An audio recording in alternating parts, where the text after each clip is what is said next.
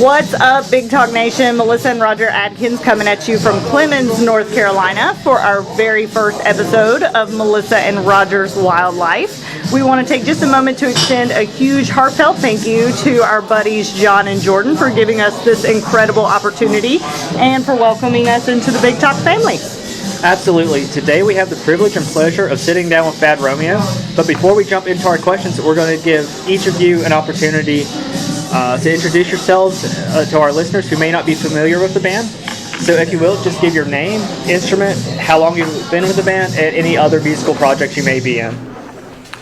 I'm Billy. I play drums. I've been with the band since it started, 2013. So, yeah.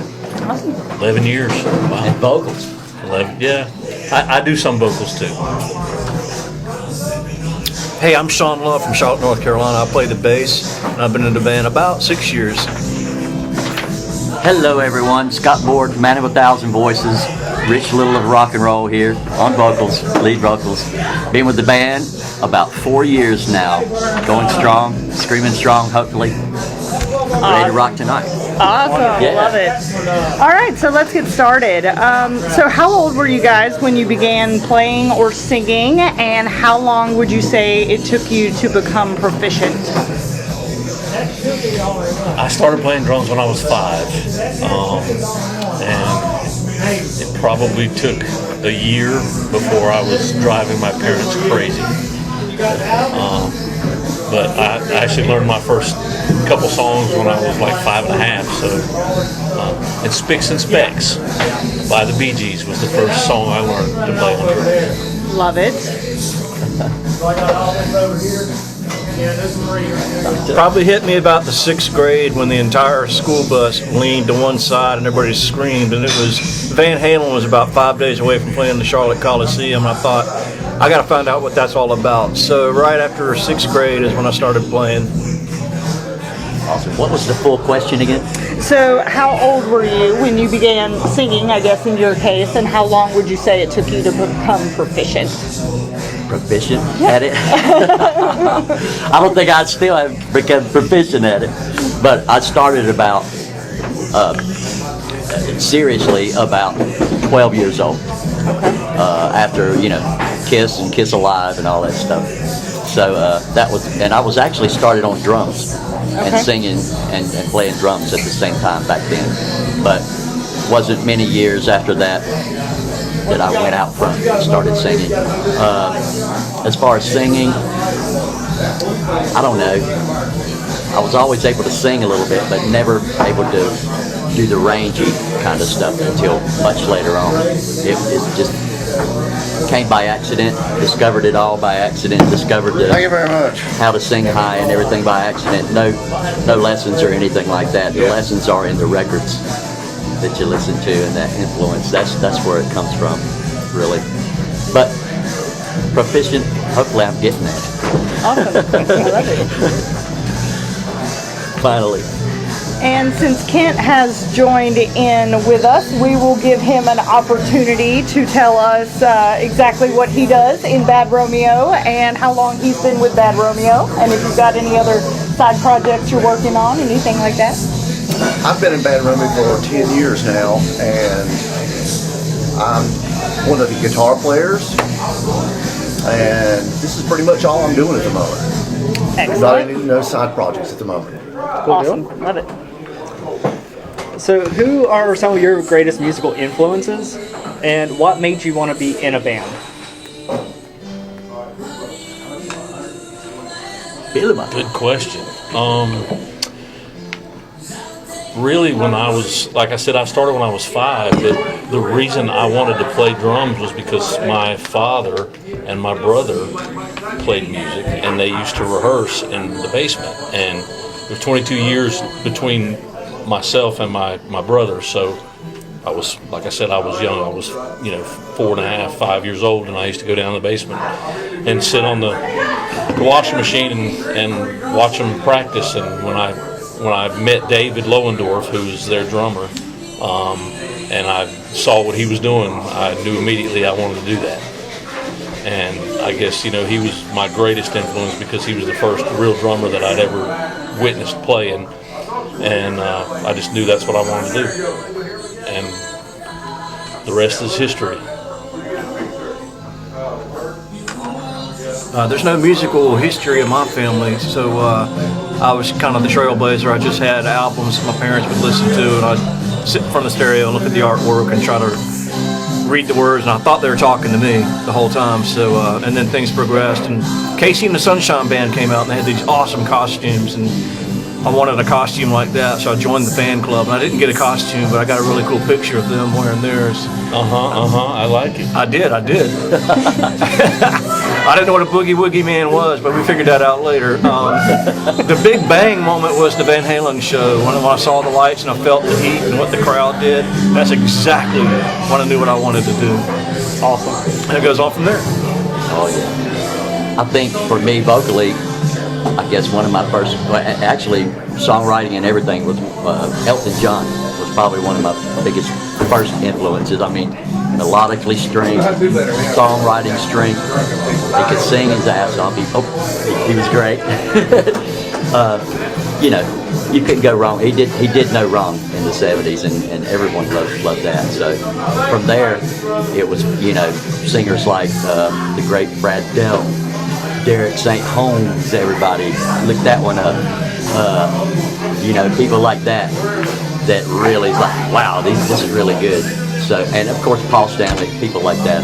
Later on, Dio Coverdale, Glenn Hughes, all the metal, new wave British heavy metal stuff, was a big influence on me and kind of guided my path vocally, I think, a lot. But yeah. Well, I'm going to really date myself here. My first exposure was watching the Beatles on Ed Sullivan. Yeah. So awesome. It went from there. My mother and dad would actually buy me the 45 singles from the Beatles. So when I had a record player, so I would listen to that all the time. So I had a really good healthy dose of the Beatles to start me off. From there, it went to Jimi Hendrix. And after that, it went to Alice Cooper and Kiss. And when I was a teenager, one of the first shows I went to was seeing Kiss. And this is back when they had festival seating, you didn't have seats or anything like that. I was leaning against the stage in front of Ace Frehley, and it was just like the heavens opened up. I saw, this is what I want to do. Yeah, I saw those guys, and they were in their 20s at that point. They were just like young. They were just so full of fire. And they hadn't broke big at that point. They were out there really trying to prove themselves. So seeing Kiss at that point was a really big thing for me. And then, of course, like Sean, I saw Van Halen several times after that. And just, here I am. Love it. So, how old were you when you attended your first concert, and who did you see? I was 13 when I first saw Alice Cooper for the first time. I actually got to see the Alice Cooper band back before he went solo. Okay. I saw the whole band. So I was 13. I saw him at the Charlotte Coliseum. Wow. All right. Wow. I think I was 13, Greensboro Coliseum, August 28, 76, if I'm correct, a Friday night. It was one of the scariest experiences of my life because it was Kiss Destroyer Tour with Artful Dodger and a group called Point Blank opening up. Great bluesy hard rock band. I remember Point Blank. Yeah, and when they came on, they were so loud, and Kiss didn't even look real. It's like, wow, look at that. It's so visual, and the lights and everything else, and the colors, everything, and the loudness and the explosions, and it was scary. It was scary. That, and of course, these weird smells going all around me in the Coliseum. What was that? But anyway, the whole experience was scary at 13, but it was cool. There were skunks in there. Yeah. And it was like, wow, this is really cool. From there, I was hooked on all the whole concert aspect. We would wait for the concert to end so we could watch them break it down. So, wow, look, let's see how they do this. We were interested in all that, the whole element of it, not just the musical thing and the concert part of it. It's like, I mean, we used to sneak in to the Coliseum back in the day, and after the concerts, and we'd go in the back because there was no security back then. You just walk in the back. If the concert was about over with, they had the doors open. You could just walk in the back down there and walk backstage and watch the last of the shows. Like that. We actually waited outside. Yeah. That Kiss show that I was talking about, we actually waited outside at the Park Center in Charlotte. And here comes Ace, Gene, and Paul out. Never saw Peter. They all walked out to get in their limousines. And I got to talk to him for a minute. And I had a denim jacket that had Kiss and rhinestones on the back like this. And I turned around and I showed that to Gene Simmons. He looked at me and he said, "Well, you must be the talk of the town." I'll never forget him saying that to me. Yeah, those were magic days. Yeah, it really that was when it broke big. And concert experience was magic back then. Totally. Did he hit you up for royalties? No. He seems a little full of that. We're going to have to copyright that. Do you two remember your first concert? My first actual live music concert, I was 8 years old, and my dad was doing a jamboree with Willie Nelson and Dolly Parton. So that was the first live music. And I may have actually been a little younger than that. I'm not sure. I was little, but my first rock show was Kiss in '84. Okay. That was my first Coliseum kind of live music rock show. It was I think it was Kiss, and I think it was Ted Nugent and Kiss, if I'm not mistaken. It might have been Cheap Trick and Kiss. I don't remember which one. Let's probably Lick It Up. With Benny. With the tank. I don't remember. They had the tank. Don't remember. That's a long time. Yeah. Awesome. I think my first show was not actually a concert, but it was festival in the park at Freedom Park in Charlotte, North Carolina, and I saw a cover band, and they were doing a John Cougar song. I think it might have been Authority Rocks or Authority Wins or whatever it was.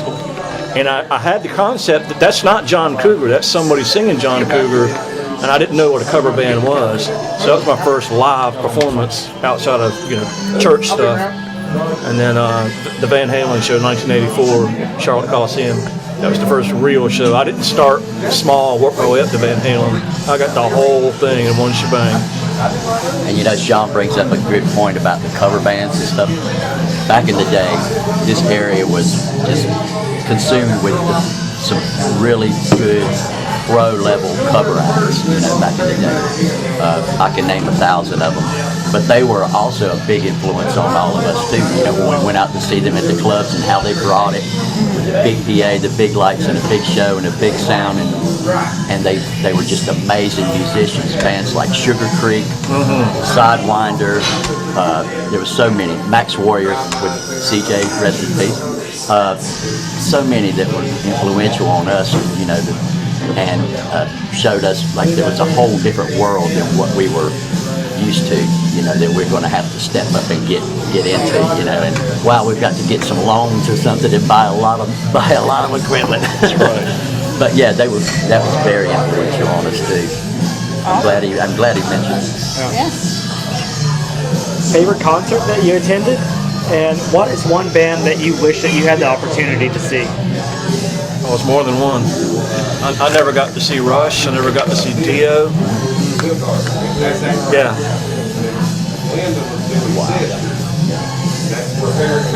There's been so many. Those are two for me Parts too. of favorite Rush and Dio. I never saw them live. I thought you would have. Yeah, I wish I Oh, would wow. too. Never Well, had. that show, the Kiss, that show I saw. That's right. Yeah. 75. I wish I got to see Zeppelin before, Oh, absolutely. before they were, Absolutely. ended. But I did get to see some of the biggest in their heyday. Favorites, man, it's got to be one of the Kiss shows. maybe New Year's Eve '77 at Greensboro, which was a live too. Mary was there, my wife was there.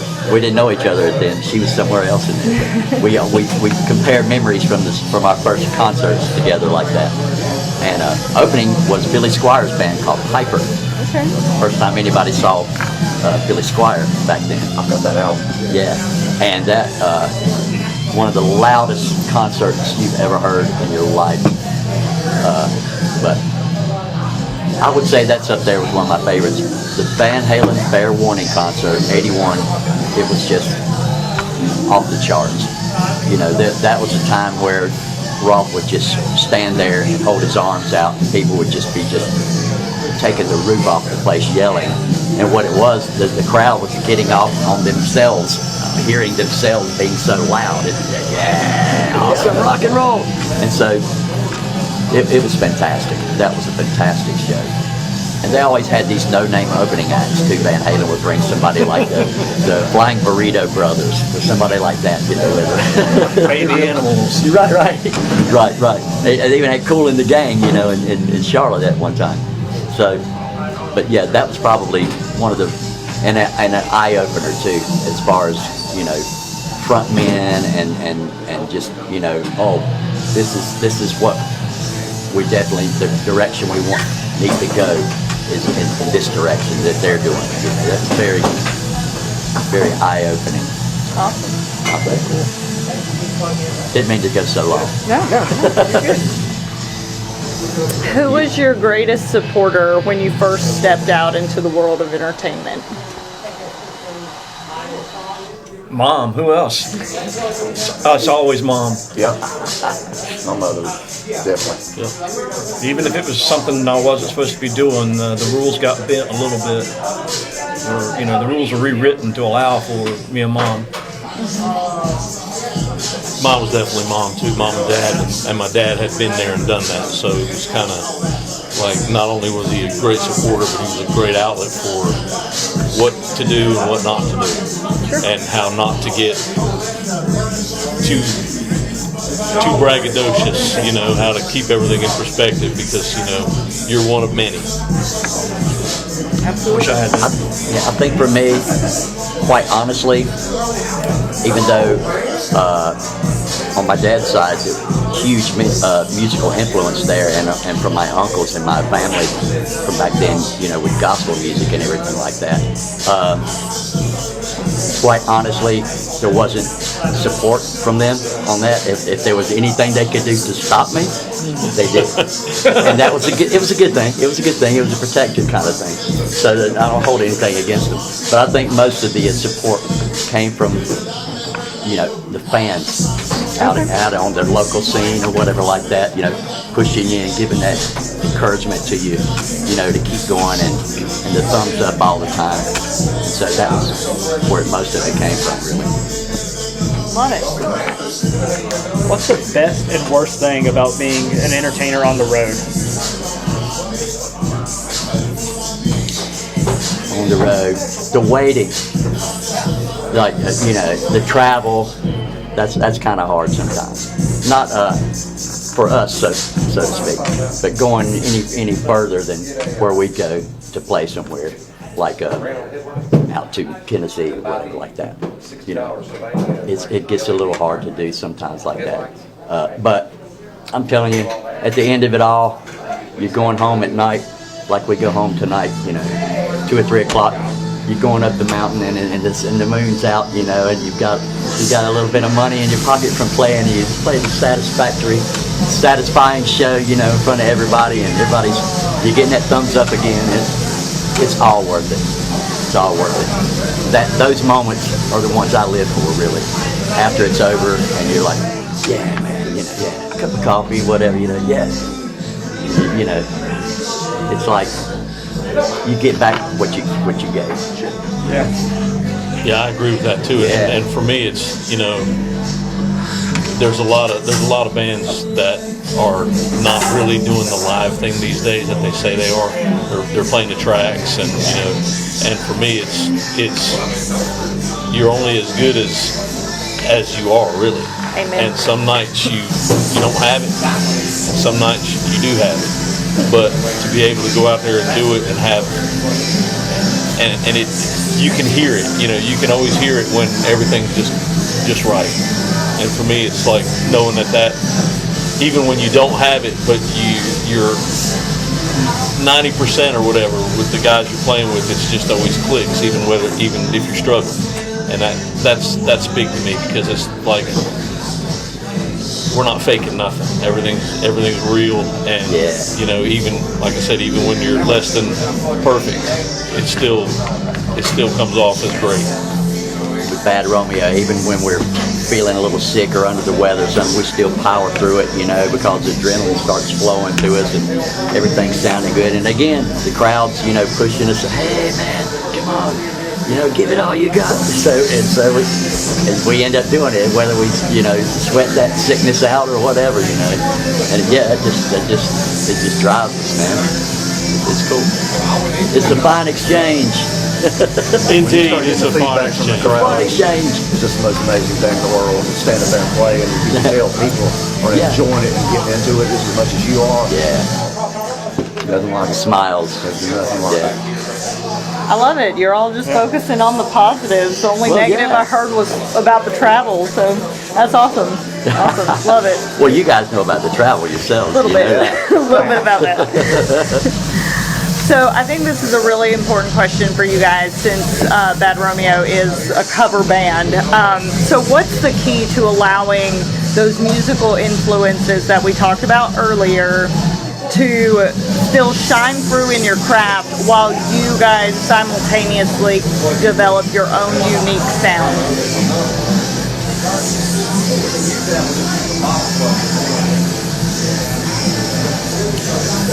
That's a really good question.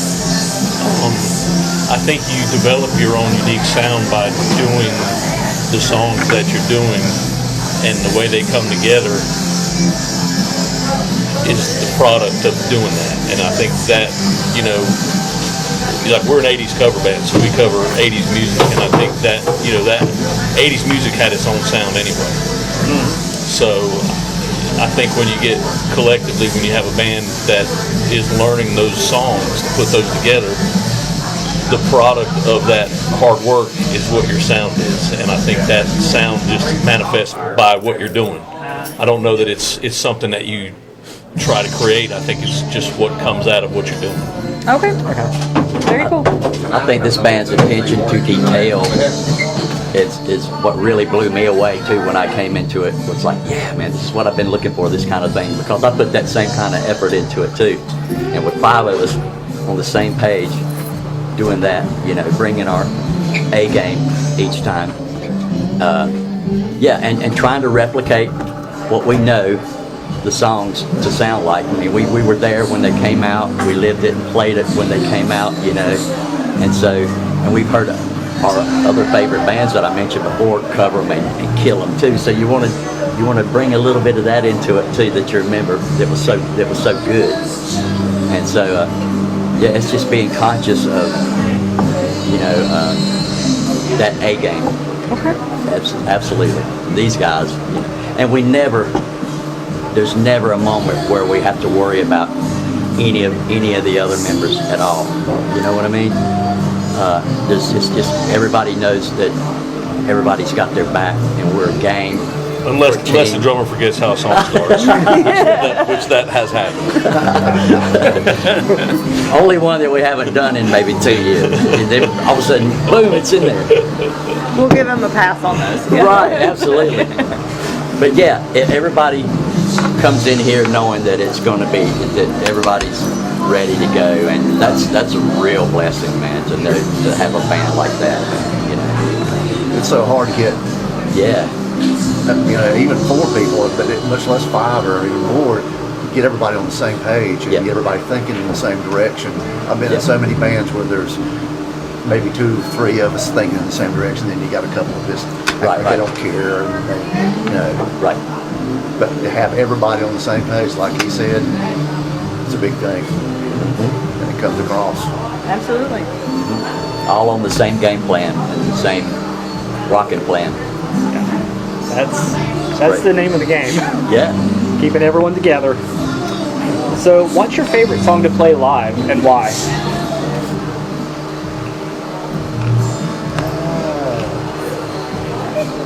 I guess for me, Still of the Night.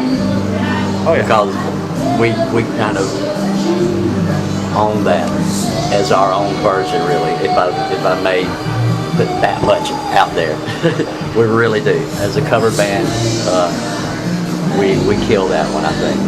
And when we really put our heart and soul in. By that time, we're really warmed up and juiced up, and the crowd is too, you know. And that's a great end of the show type thing. And yeah, that's a magical moment of the night for me, really, when we get down to that. I feel the same way about it. Yeah, you know, I love to see all the songs on their cylinders. set list. That and some of the other songs that go over really well, like Yeah, the Metallica song or Yeah. Rock of Ages by Def Leppard. Right. They're just surefire songs that you're going to hit every time. yeah. People always get into it. That's the best ones, is when you can tell somebody is, if the whole crowd just lights up when you play a song. It's wonderful. It's not any particular songs that I like to push to the front, but my favorite thing to do is when people, I can see they haven't seen this before, and we'll do something, say, by Firehouse, or we'll do something by the Damn Yankees. Because once Scott came into the band was already tight. Once Scott got in the band, we dropped the Hemi in our race car. We could rev up and do anything we want to do. So, not the songs in particular, but the songs that other bands I know aren't doing, or they shouldn't be doing. We could whip some of those out, and I'm real proud of that. Awesome. So do you guys have any songs that you've played for an audience and the reaction wasn't quite what you expected? Like maybe did it become a bigger hit for you all as a band than what you were expecting, or did you kind of receive an overly underwhelming reaction, I guess? Like, was there a flop to something that you were hoping would be a really good, successful song for you?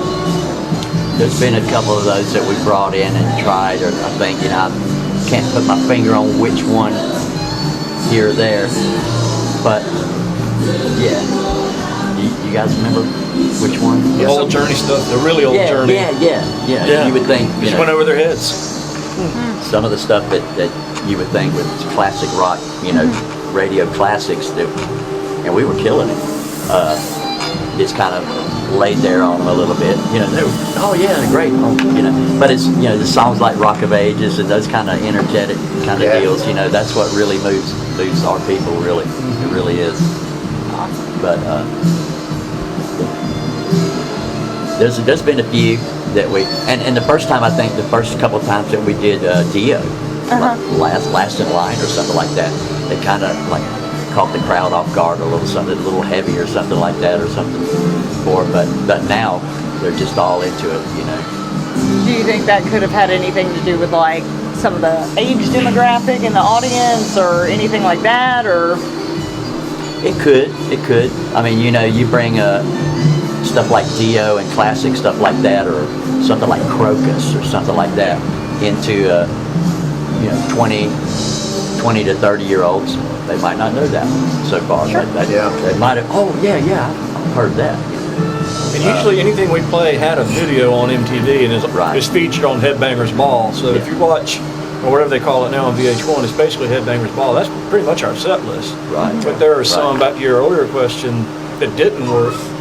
We've made several attempts to do some Tesla songs. Do them to the T, and for whatever reason, they just fall flat. They just lay there. So we drop them. So, I didn't mean to interrupt, but then of course, you know, there's only so many songs we can do in a night, and so some get moved out just for sheer time purposes and having to get stuff in that absolutely always works. And God you know? forbid we skip over a staple song that we should have played. Right. yeah. But we can't have that. We have to have our staples. We can't deviate from the routine. But speaking of routines, are there any routines, tips, tricks, trade industry secrets that you guys swear by to stay at the top of your game? drinking like the shot of olive oil, keeping the vocals in check. Heard that rumor. Yeah. No, vocally, no alcohol. I used to sip on like a Jack and Coke like throughout 3 sets or something like that, thinking, oh, it's breaking that little bit of whatever I've got loose. It's breaking that little bit of and it's really just drying me out. So it's just water, fruits, whatever you can ingest that hydrates you until till the end of the night. And then it's get you a beer or something then. But that's helped me most of all, that kind of thing, and just learning how to pace, myself. I used to come out of the gate and would blow my throat voice out in 2 or 3 songs, not knowing how to, not paying attention and being conscious of how to pace myself throughout the songs and stuff like that. So it's a learning process, and taking 45 years. But hey, it's been a great school. Vernon's not here to speak for himself, but his show ritual is he has 2 pieces of white toast for lunch, and that's all he has the whole day. Right, Kent? Something like that? Pretty much it. Really? I try not to eat big, especially not full Mexican dinners 2 hours before showtime. I'll do a big brunch, and I'll do an unsweet tea per set, maybe a Red Bull before, or then when I get home after that long drive home, I'll have a toddy, and I'll check out the videos, because you got to come down from the gig. The hardest part is getting ready for the gig. The gig's easy. Right. Not hitting deer on the way home in the middle of the night, and then getting home and kind of coming down. Speak for yourself, Mr. Gig's easy. And the getting ready for the gig, even if it's a cover band or an original band or anything like that, man, you're always anxious, and you're like, what have I forgotten? What have I forget to get? Or equipment wise, or clothes wise, or something Or stupid like of the that. song wise. Right. Oh my God, what's the first line of that song? I can't remember. And it's freaking you out. And so you get really not nervous, but anxious. Like, man, because there's that perfectionist, attitude. I guess we want everything to be there and be right for us. We don't just ho hum it and just half-ass it. We're thinking of all those little nuances that we know has to be there. Okay. So that's part of it too. So what is the secret to becoming fully comfortable and confident on stage? One of the big things for me is knowing all my equipment is in order, and everything. I know I'm not going to have a mechanical failure or something like that. Having everything really prepared, have the guitars ready, have all the things that need to be charged, like my wireless, have all that ready and charged. I have a checklist of things that I go through that I try to do before I get ready for a show. And when I know all that's done, then my head's in a better place. I don't have to worry about anything, so that helps a whole lot. Not having to worry about things. I agree with Kent, everything he just said, plus consistency of playing and singing and just doing it over and over and over and over. You get, very confident, if you will, in what you're about to do and the way you're about to do it, because you learn to do it well. So the whole process, setting up everything, just like Kent said. So, you guys have played a lot of places. Are there any that have stuck out like really big that you're like, this is my favorite place to play, or is everything kind of just a blur at this point? What places like tonight? Every time we come down to Triad area, that's a big crowd and a big draw, and they seem to really go for everything we do 150%. And places like here at the Half House tonight, where everybody's going to be right in your face and just giving it to you and getting it, it's those kind of things are really cool. And Hams that we used to play down here in High Point was a lot like that too. Just everybody up, 200 people just up. I think it's got a lot to do with the crowd, because there's like a built-in crowd that comes to see us in certain places, and that's really our favorite places to play, where you see those familiar faces and they're there because you're there.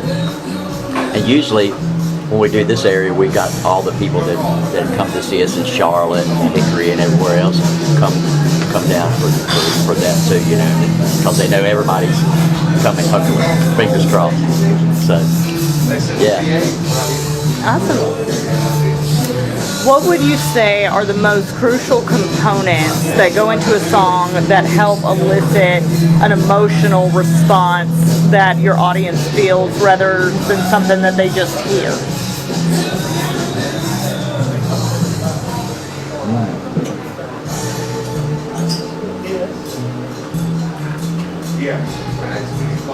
Maybe the way we put so much passion and intensity, if you will, in the way we deliver the songs, you know, covers or otherwise. You know, it's maybe that is a little bit, and they can see the soul and the passion in what we're doing, you know, and hopefully that evokes them to respond in the same way. I look out in the crowd, I'm watching the crowd all the time and faces and stuff like that, and I see people, you know, they're like, and they're getting it, they're going, wow, you know, and they're talking about it, just like we would do going to see somebody else. And that's a cool thing. That's a cool thing for me. I like that. So have you guys ever been discouraged, like based on like trends in the music industry or anything of like the aspect like how there's only certain music being played in an area or at a time? How did you push through it and keep going strong? Oh boy, when the 90s came in, you know, that was a frustrating time. Especially for us, because we had a band that was right on the crust of getting signed, like right behind Firehouse and some of those bands and stuff, and had a developmental deal going. And finally, they began to, you know, the record labels and A&R people would finally tell us, look guys, we hear hits here, we hear really good songs, we hear everything, the ballad, all that stuff, but unfortunately they have flat out refused to let us sign any more bands in that genre. So it's done. The door's closed, that's all there is to it. Even though we hear hits, you know, we're like, can you not milk one more? And so, anyway, that was very frustrating, you know, it's like, okay, now what do we do? Because, you know, anything in the, you know, put on a flannel shirt and do that kind of stuff was going to be disingenuous at best for any of us. It really changed how everything happened from then on. Right. It made and then it was the huge clubs, the big difference. clubs that we mentioned, you know, that we all used to go to and see all the big productions, and that went away. And then it became, you know, nothing against sports bars, but it became all sports bars. Blues came in. You know, you had no more big stuff, a little combo amp, a little blues guitar, not even a pedal, man. They didn't even have a tone. It was just turned on, you know, it was just this guitar just playing blues and stuff like that. And that stuff, and Stevie Ray Vaughan and all that stuff started to take over in the clubs and stuff like that. It wasn't that frustrating because that was really good quality stuff that I enjoyed playing and singing and stuff like that. So it was like, you know, man, now what do we do? You know, it took all the wind out of the sails and took all the air out of the whole thing, the scene, and brought everything way back down to starting over, completely starting over. So a lot of that time, 90s, I was not playing in anything that was out doing anything in any major way whatsoever. You know, it's a lot of sports bar kind of stuff. Went back to playing drums and singing and doing a three-piece blues original thing, kind of like a Roy Gallagher-esque kind of stuff, you know, three-piece blues. And so with my service guys who were metal, extreme metal at the time, you know, and so we went completely other way to blues. It's like, so in extreme blues. But yeah, and that was fun and satisfying too. I don't mean to go long-winded, but that was fun and satisfying too. But yeah, you talk about bringing the wind out of everything, that scene. And what was so unfortunate about that too is it didn't have to go away. There was room for the alternative scene and more 80s stuff like Firehouse and bands like that were going on at the time to thrive and do their thing. There was plenty of room, but the industry at that point became a kind of industry that they knew they could literally change the whole landscape, and we're going to take this whole style out and put this one in if we want to, and that's what it's going to be. And that's exactly what happened. They jerked the whole rug out from under that, and nobody could do even the big bands, from that era, Bon Jovi and Leppard and all that stuff took a big hit, So, and that's what a lot of the A&R people were telling us. There's 3 bands going to make it through this, guys. It's Bon Jovi, because they're so huge worldwide. Metallica, because they're so huge and worldwide, and they're heavy. And Motley Crue. And that's the ones that kind of made it through. Even Motley struggled way into the 2000s. But yeah, man, that really nobody knew what we were going to do at that time. We pushed through because that passion was still there. That love for music, and we just had to do it in some way or form. That's why I went into the blues and stuff like that. Cut all my hair off. Whatever. Well, I don't need this now. And so, yeah, and so that was the times. That was the times, What's funny is a lot of people got out of music and got into family life. Right. And got married and had children. And now, those kids are going to bars and watching this band because this is the stuff that their parents used to listen to. Right. So it kind of dropped right back into our laps, where it was already there for me. Yeah. But it's kind of neat. So now we're tapping into that second generation of fans. Right. I've noticed a lot of new young talent too that's coming up on this kind of music, getting really involved in that kind of music because they see the musicality of it, how cool it was, and why. And they're listening to Nirvana and stuff like that. So that's not jamming. Listen to that guy. This over here. Steve Vai and Eddie Van Halen or whatever like that. And they're like, wow. That's what I want to learn to do. It's challenging. To them. And so I like that about some of the youth that are coming out. There's some great talent, youthful talent from this area that's emerging. You got what's her name? Unknown Artist. Very good youthful group that I've seen. Got a great show. Trayson Hunt. He's going to be a star. He's going to be a star for sure. Especially on this local scene. As soon as he's able to to get into bars legally, he's going to be tearing the scene completely up. And then you've got people like Max Fry out in Nashville, really going for it, and from originally from Raleigh. And I'm really proud to see all that happening. Man, that's the next generation and the future. And I'm happy to say that future looks pretty good since they're not, since they're taking those kind of influences and keeping them alive. It really is. That's a big plus to see. Awesome. So I kind of had to throw this question in here because of the fun season that we've just come out of. What would you say that music has the ability to unify such a diverse group of people when most other aspects in life tend to cause such divide? What was the last part of the question? What is it about music that unifies people and brings people together, whereas pretty much everything else in life causes conflict, divide? What is it about music that... It's always been called the universal language. Yeah. I mean, everybody, it don't matter what language you speak or anything like that, what you believe in, there's going to be songs that hit with everybody, no matter what you think. So, it's like I said, it's the universal language. I think that goes a long way with it. A good, strong, well-written tune, no matter whether it's slow or fast or whatever, or heavy or light or pop. If it's got that feeling and evokes the emotion you were talking about, that's really cool. There's always going to be that. It's always going to be that.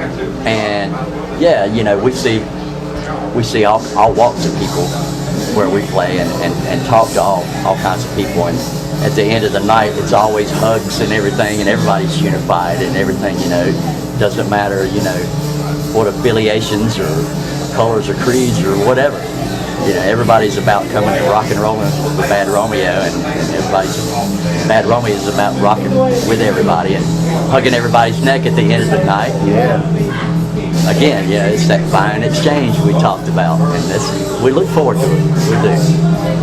Every time, every week. It's great. You guys are always so authentic with all of your interactions, and I think that's one of the really beautiful things for your band. Yeah.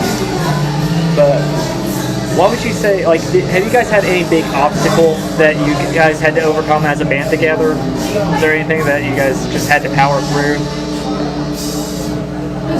We've changed lead singers a couple times, and you have people that come to see you play, and they get used to a certain thing, and once you, anytime you replace a band member, it's changes the whole dynamic of the band usually. So that's been something we had to get through. I mean, people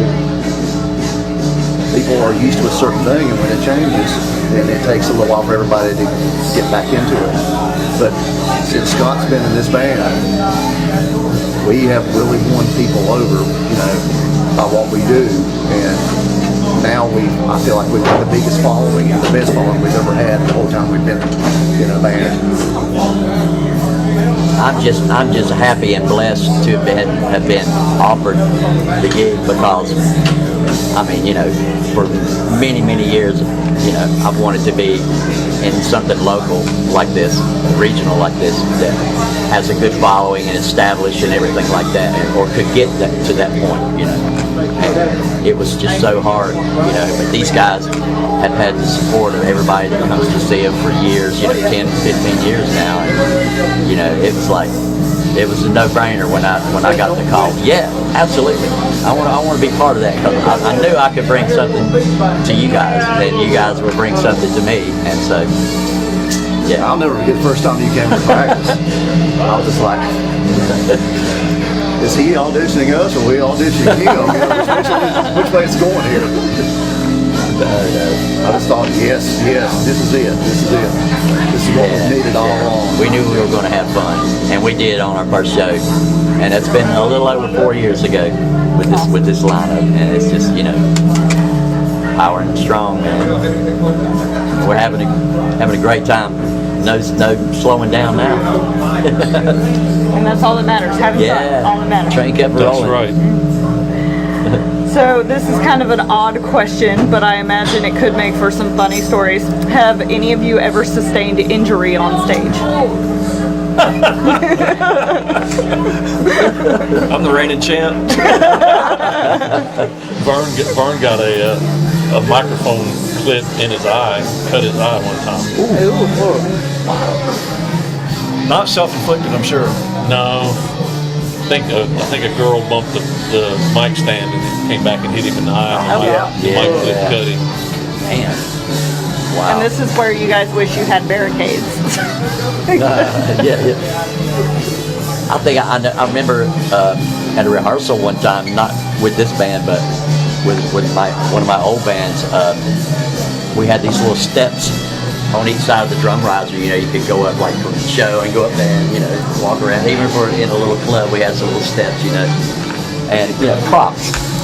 And so, and I remember running up there on the back and starting to sing. And as soon as I got up there, I felt the ligaments in my knee tear. And I would just turn completely white as that piece of paper. And everybody saw it, and I was like, oh!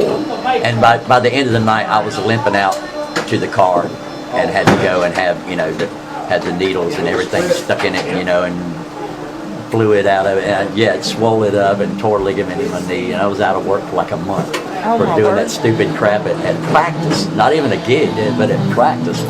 So it's like, I remember that. That's probably the only injury on stage. Although now getting old, I feel like I'm injured. Sometimes by the end of the night, I'm hobbling off. But it is what it is. It's rock and roll. All in the name of rock and roll. There you go.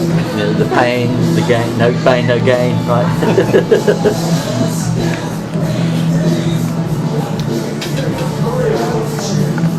So what's your proudest moment that you've had as an artist? Oddest moment? Proudest. Proudest. You should ask me what my oddest moment was. Okay, what was your oddest moment? Well, I was in a band called Jacob Marley, and we went down to Columbia, South Carolina to play a club called the Shangri-La. Okay. And on our way down, we were surrounded and passed constantly by carloads of girls. And we pulled into the parking lot, and all you saw were windshields, and every car was full of 4 girls. We had made the big time. But what we didn't know is the club double booked Xanadu, the male strip act, and us on the same night. So we didn't want to drive back to Charlotte, and the guy felt bad about doing So it. Sean took his shirt off. So they said, "Tell you what, boys, we'll let Xanadu go on first because they got to go to the next town, and then y'all can go on after that." So we had to carry equipment through the kitchen, and I swear to God, this dude in a hot pink banana hammock holding a light truss, and I had to share the aisle to roll amps in. And it was the best thing because they warmed that crowd up so good. It was hilarious. But that was a long time ago. But yeah, things happen, you know. It's Oh my funny God. business. That's a great story. That's a great story. You've never heard it before. No, I've never heard that one. That's a great one. That's a great one. As far as near having a stripper team or something open for you, or play a show with that. One time we played at with Cerebus, we played at Lemoore East in Brooklyn on a Sunday night, and the opening act, the opening act that night was the Miss Italian USA contest. So it was a sea of beautiful Italian girls with dark hair. Sea of beautiful Italian girls with dark hair, you know. And they all had snakeskin high heels. Yeah, and in Lemoore in Brooklyn, you know, on a Sunday night. And cannolis. Yeah. and Hey now. Show me your cannolis. but that's not my proudest moment.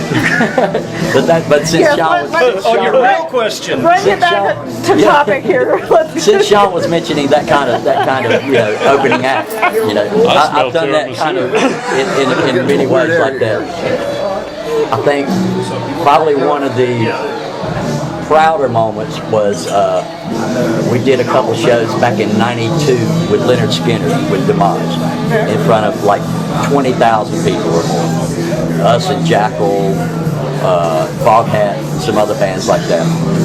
And what was really cool about the one in Charleston that we did was Foghat was playing in Charlotte that night, and so they opted to go on before us instead of us going on before them, which made us look like, you know, we were Warren or somebody, you know, coming out in front of 22,000 people. And so but that band was the one that was trying to get signed that, you know, I was telling you about, and we were completely ready and came out, you know, and just killed that kind of crowd like we do it every night. And so that was a really proud moment, getting to do a couple of shows like that, because it showed all of us that we could actually do that and really bring it in front of that many people and not be nervous about it. We went through this in our minds 50,000 times since '70s, you know, and we knew what we were going to do if we ever hit that kind of stage and that kind of opportunity.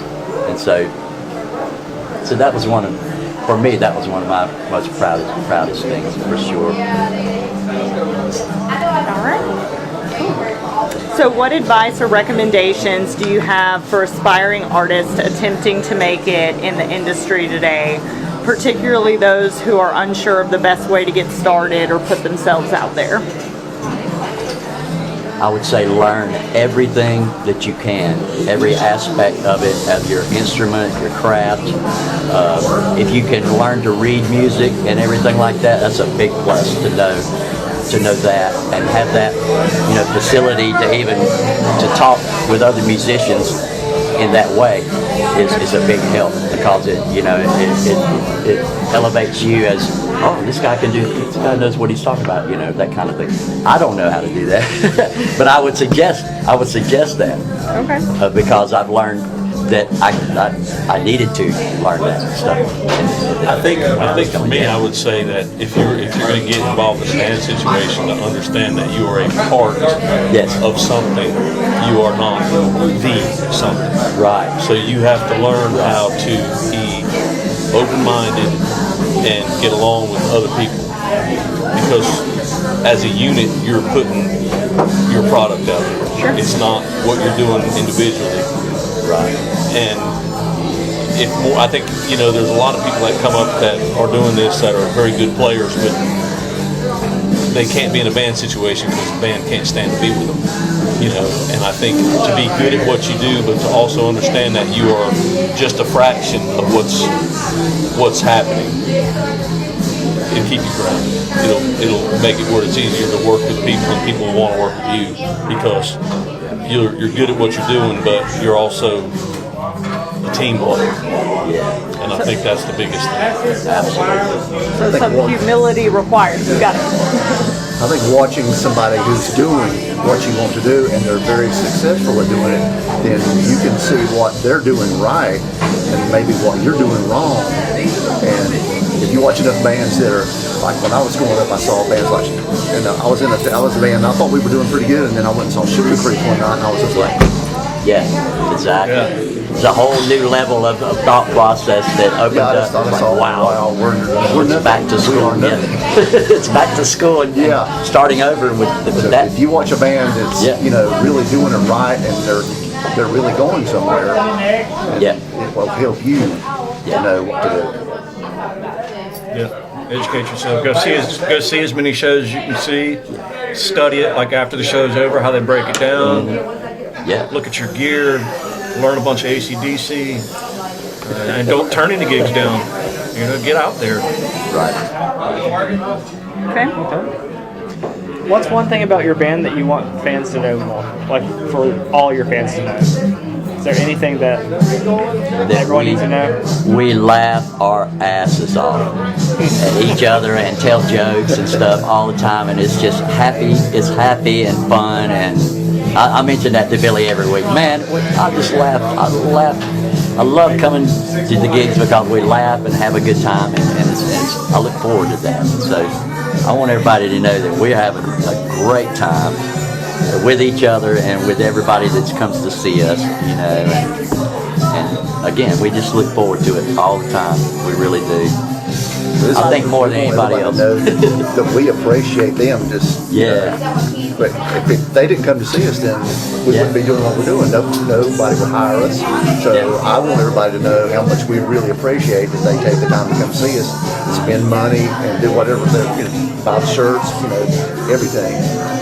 I want them to know how much we really appreciate that, because, like I said, without the fans, we wouldn't be anywhere. We'd still be sitting in a garage playing to ourselves.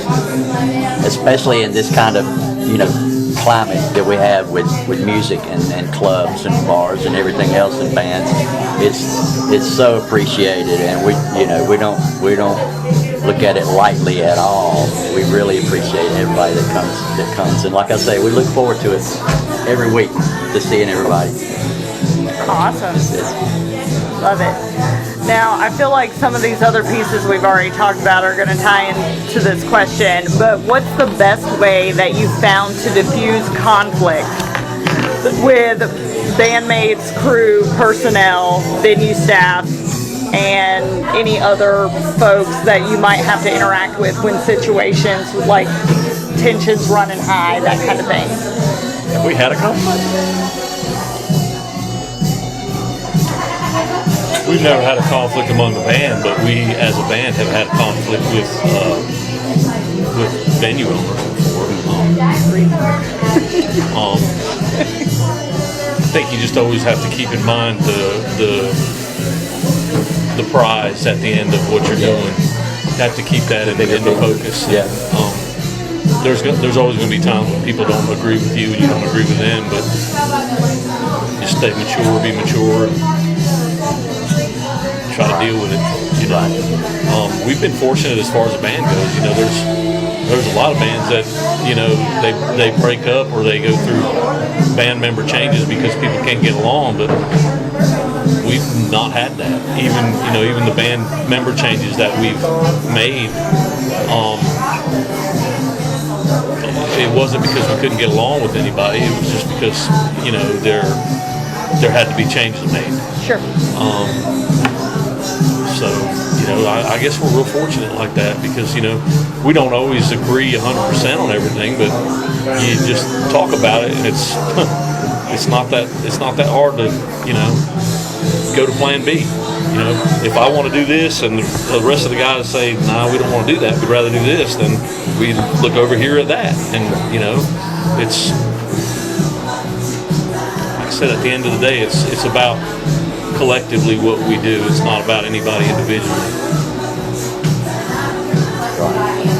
I agree.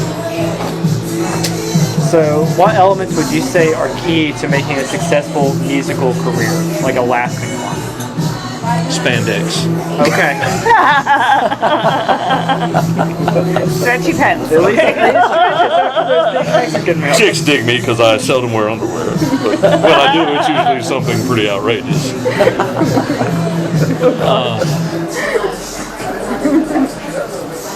I'm going to stay with my answer. Okay. We'll take it. Spandex.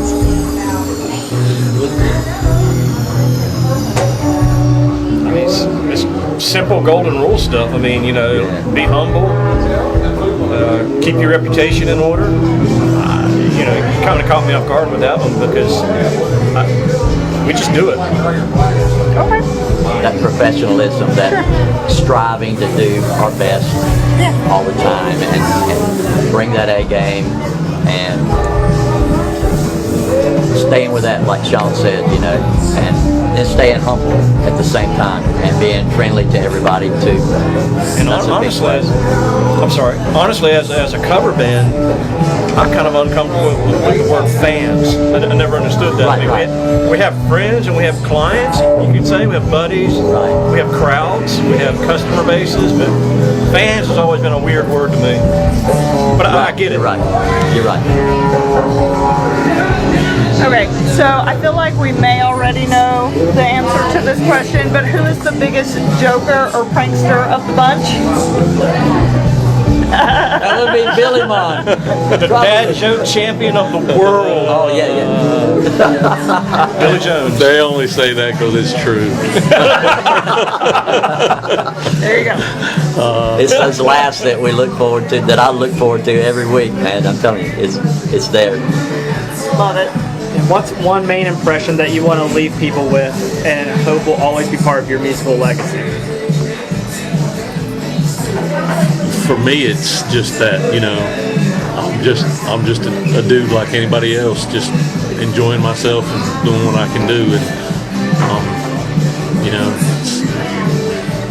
that's all. Just have fun doing what I'm doing and hope that they appreciate it. You put your spandex pants on one leg at a time like everyone else. Indeed. Jump off the house into them. Now, getting them off is a different story.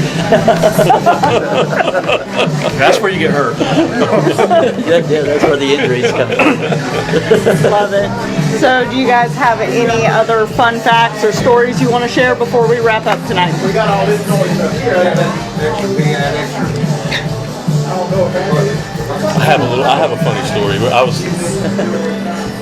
Susie and I were in Walmart one day, and there's this guy, and we noticed that we go down an aisle, and this guy comes down the aisle behind us, and he's just kind of staring at me.